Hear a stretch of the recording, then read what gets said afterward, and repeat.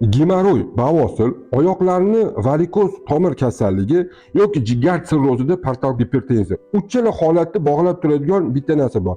Bu tomir sistemasida vena qon tomir sistemasini elastikligini buzilishi, klapanlarning yaxshi ishlamasligi, natijada tomir devorining strukturasi buzilish natijasida yo'g'on ichida bo'lsa, bu gemoroy, oyoqlarda bo'lsa, bu varikoz va jigar venalarida bo'lsa, sirroz deyiladi. Endi agar sizlarda shunaqa bir holat bo'ladigan bo'lsa, mana bunaqa travenoy zbor bor.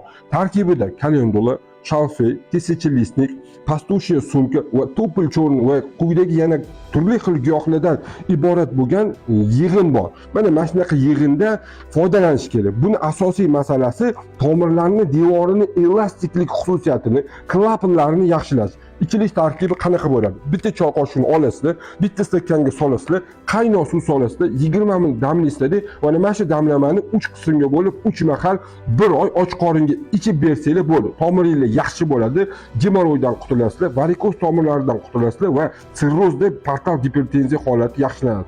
Like bo'lsangiz tarqatasiz. Siz bilan doktor Kamilov, e'tiborchi rahmat.